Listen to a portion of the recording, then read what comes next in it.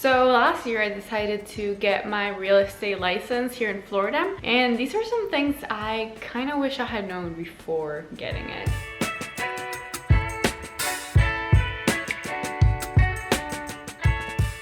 Hi, I'm Candela. I'm a realtor in South Florida, and I am assuming if you're watching this video that you either are thinking of getting your real estate license, are in the middle of getting it, or these are a couple things that I think could be kind of helpful to know. The first thing I really wish I had done different is taking the course in person instead of online. I love taking online classes and I love doing everything online because I don't like moving. I don't like going places. Just kidding. But I mean, if I can and there's an online option, I'll always be the one to take it. But in this case, I think taking the online option left me a little clueless and without guidance as to what was actually going to be tested on the exam. The course is boring. Like, I'm gonna tell you straight up, the course is really boring. It's a lot of reading and a lot of laws and a lot of stuff like that. That's not the most fun part of real estate, but you have to do it and you gotta know it. Now, I feel like if I had an actual person teaching me, I know in certain schools, teachers actually let you know what's going to be tested on the state exam or what's going to be tested on their exam to give you a guide, and I feel like that would have saved me so much time. I ended up taking like 2 to 3 months doing the online course just because I was taking way too many notes, looking too deep into it, when in reality, I didn't need to do that. So if you're debating if you should do it in person or online, I definitely recommend just get it over with in person because it's going to be on a time schedule basically. If you do it in person, you have either a 1-week course, a 1-month course, or X amount of time, and once it's done because you're going to be attending either every day, all day for a week, or 3 times a week for a month or something like that. But it has a time and a schedule set up. When you're doing it on your own online, you can take as much time as you want. I think they allow you like up to a year to have it, which please don't take a year to do it. That's terrible. I feel like it just, you know, it's easier to get distracted or delay it or not really know how fast you should be doing it. So I would absolutely recommend going with someone because it got to a point that I just was so frustrated and I felt like I was never gonna get it over with when in reality it should have been faster than that. But it's okay, everyone has their own times. The second thing I wish I had known is kind of related to when I just said that I used to spend too much time taking notes and really studying it deeply. There's going to be, like I said, a lot of rules, regulation, codes, stuff like that, and it's not fun and it's not actually teaching you the day-to-day of real estate. It's not going to teach you how to write contracts or how to deal with clients or how to find opportunities or actually closing a deal or going through all of that. It's really not. It's just going to teach you what you shouldn't do and the guidelines of rules and laws and all that stuff. So don't spend too much time trying to really, you know, just studying it too much, because at the end of the day, it's not going to teach you what you're actually going to be doing 24/7. Next thing that if you don't know you should be doing is watching prep agent videos. So this, I feel like, is how I was able to study and pass it on the first time. I love this YouTube channel. So Prep Agent is this guy that he posts a lot of videos, a lot of help about passing the real estate exam, and not only in Florida but I think other states too. But oh my god, was this helpful. I honestly don't think I would have just passed it without him. It was so helpful because he had a lot of workshops and examples of actual questions that could get asked and a lot of videos, and he was really good at teaching it. So I would recommend to literally binge watch his channel. That's what I did. And I mean, since I didn't have the actual professor in real life, I used him and it was super helpful, and I actually passed it my first time. So I give him a little credit for that. Next thing I would say is that if you do get a book with your course, some courses don't do that, but if you do get one, there's usually going to be the sort of mock test at the end of it, or somewhere in the book there's going to be questions that are mimicking the ones that the exam is going to ask you, and I feel like these were very helpful. My book personally had like 20 different quizzes and stuff, which I obviously didn't even have time to do all of them, but I did 3 of them or 4, and I think they were helpful because in reality those questions ended up being harder than the actual exam questions. So when I was doing those, I kind of started to freak out because I felt like if the exam was that hard, then damn, it was a hard exam. But at the end of the day, when I took the exam, it ended up being way easier. And I feel like if you study with something way harder, then the actual test just feels a little bit better, if that makes sense. Now, something that I really would recommend when you do first get your real estate license is do not wait to do all of the other things you're gonna have to do. And by other things, I mean the 45-hour post-licensing course, which I waited a couple months to do, and I'm actually doing it right now, so don't do what I did. I would recommend to literally finish that course and start right away the 45-hour post-licensing, just so to get it over with, because if you do forget that, you're pretty fucked.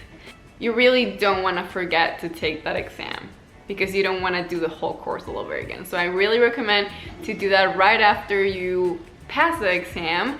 I also recommend once you sign up with your board of realtors, at least for mine, I had to do a code of ethics and another Zoom meeting that was mandatory, and they were very annoying to do and I kind of procrastinated, but I would absolutely recommend doing it right away. That's what I wish I had done, just because you finish with all of the course, exam, test, all that stuff over with, and you don't worry about it for another like 2 years.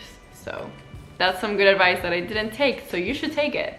Now, you take the exam and you pass it. It doesn't matter if you take 1 time, 2 times, 3 times. Just take it as many times as you need and pass it. At the end of the day, if you don't pass it the first time, you only more equipped and more knowledgeable on what's actually going to be on the exam than you were before. So it should actually be a little better for you to get an idea of what you should be studying more.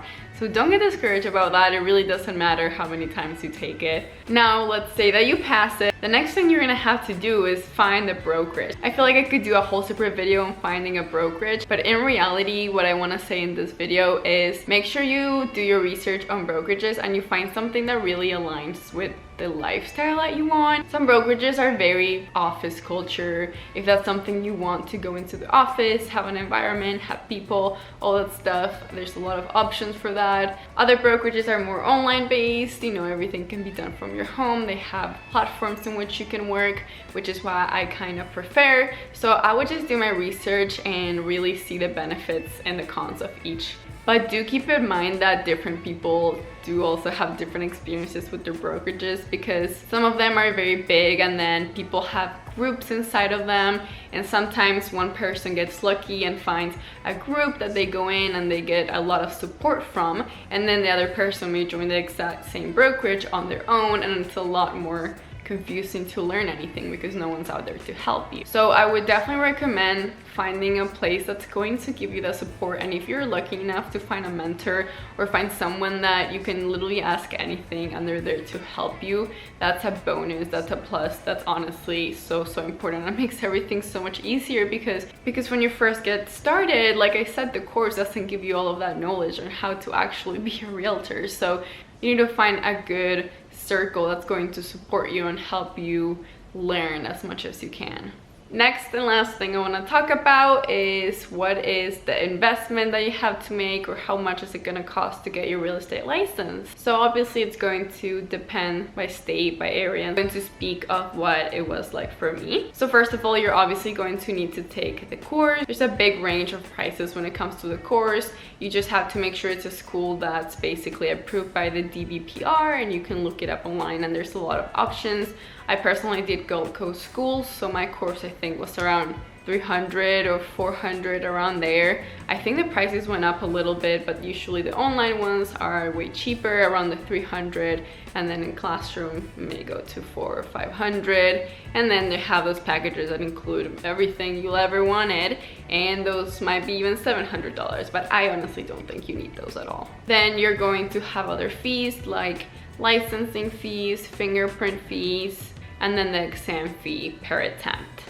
I think applying for your real estate license is something around $80, and the fingerprints I think are either around that price or a little less at like 50-ish. So that's what I would estimate for that. And then obviously there's going to be the post-licensing course that you're gonna have to do, which that one I think is a little cheaper, maybe around $150. And then any expenses that you pay your brokerage. Most of them will charge you a monthly expense, but at the same time they're going to be giving you certain supplies or stuff like that, which is why it's important for you to ask that when you're finding brokerages, to see what they actually offer. Okay, something really important I want to tell you that I almost forgot is get your fingerprints done as soon as you start the course, because they're going to take some time and you're going to have to do that. It's mandatory. So get that done first, because I waited until the end of the course, and then once I was finished with everything, I still had to wait like an extra month for my fingerprints to get done. So let's not waste any time. Get your fingerprints done, go to the office. It's actually super simple.